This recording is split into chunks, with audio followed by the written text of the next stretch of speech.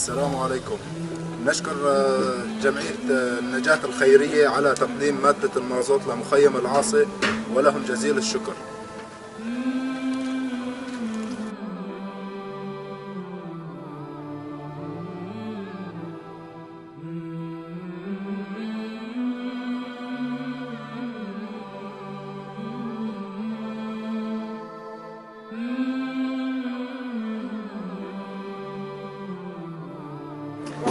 بسم الله الرحمن الرحيم. فزعة كويتي نشكر جمعية النجاة الخيرية لتوزيع مادة المازوت على مخيم الرحمن، وجزاكم الله عنا كل خير وبارك الله فيكم، ونناشد الأخوة بالمزيد. والسلام عليكم ورحمة الله وبركاته.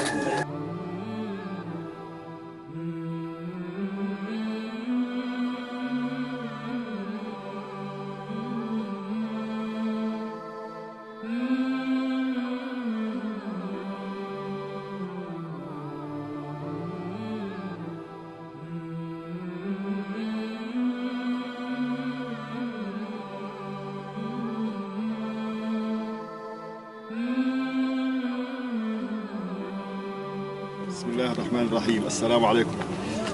مشرف مخيم الأبيض، نشكر جمعية النجاة الخيرية على توزيع مادة المازوت لهذا المخيم، ونشكر الداعم وجميع الأخوة العاملين على هذا العمل الخيري، ولله الحمد.